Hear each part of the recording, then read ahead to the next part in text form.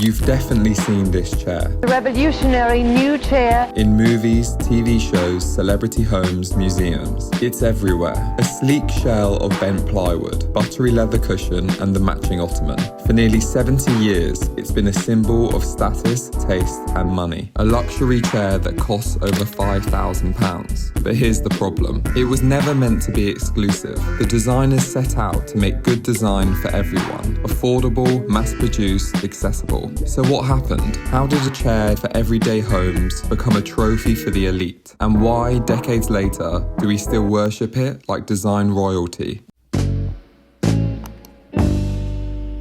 I've always been obsessed with iconic chairs. They feel like a rite of passage for all designers. Whether you're an architect like Le Corbusier or a fashion designer like Virgil Abloh, everyone wants their chair. Because a chair is descriptively simple, something familiar, intimate, and universally understood. Most designer chairs fade into the background, but a few become legacy pieces, distilling a designer's whole philosophy into one tangible object. The husband and wife duo, Charles and Ray Eames. This is that legacy chair. Charles, where did the classic Eames chair come from?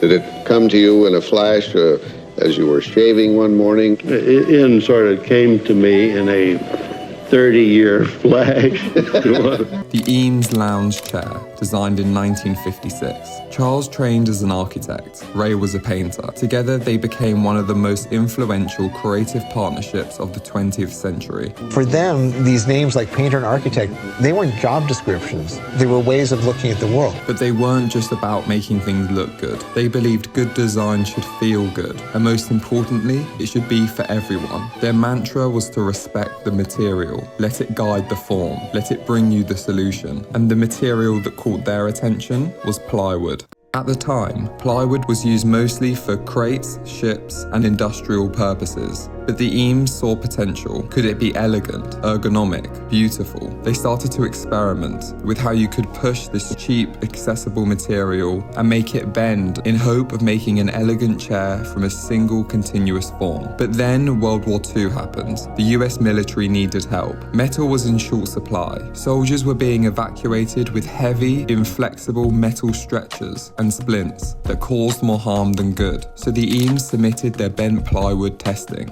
So Charles and Ray said, well, we're experimenting with molded plywood. Why don't we try to design a new splint? And the government gave them a grant to develop their ideas further. They molded plywood splints, lightweight, strong, and ergonomic, making over 150,000 of them for the US Navy. That wartime work taught them everything: how to shape the plywood to the human body, how to make it comfortable and practical. And when the war ended, they returned to their dream of making a chair. They prototyped, rebuilt, redefined. It wasn't about creating a piece of art for a gallery. It was about making something that you could live in, a chair to read in, nap in, grow old in. That's when Herman Miller, an American furniture company, stepped in. They saw the potential, not in an affordable object for the masses. They saw high-end luxury products by established artists. And in 1956, they began producing the Eames Lounge Chair, a global design icon, while the original dream slowly slipped away. Charles Eames has become almost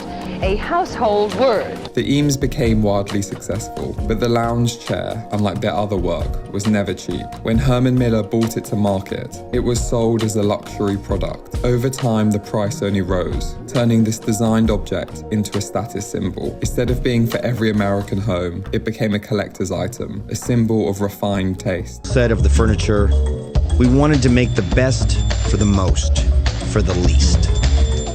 The Eames continues to produce work in other areas. The older they got, the more they played, and they were damn good at it. And in 1949, they had their chance to bring their design philosophies into the world of architecture when they were selected to design Case Study House No. 8 as part of an experimental post-war housing program in LA.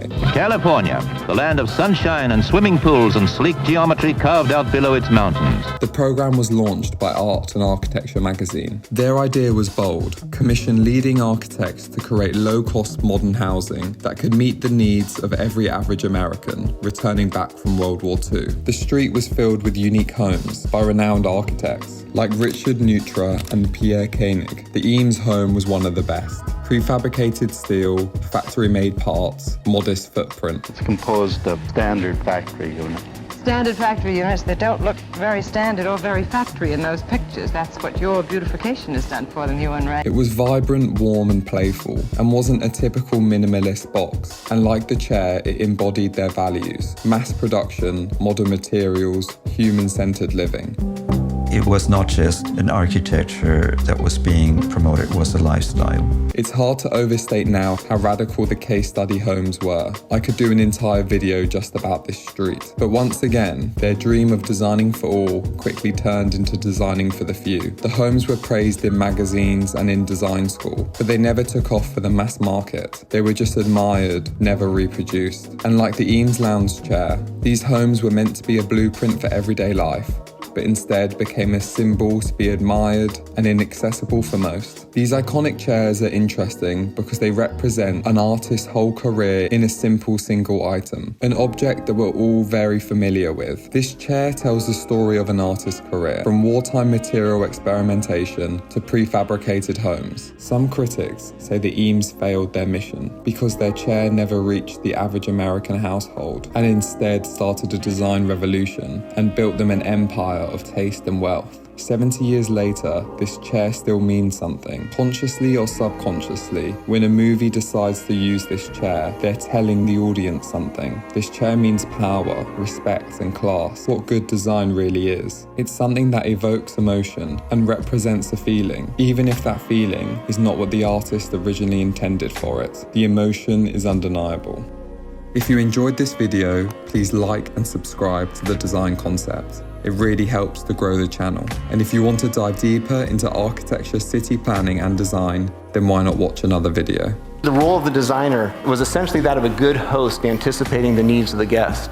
You know, architects think that everything comes under the heading of architecture, whether it's chairs or space platforms, everything. Yes, even dresses and Oh, by all means, they have structure. everything is architecturally built. Well,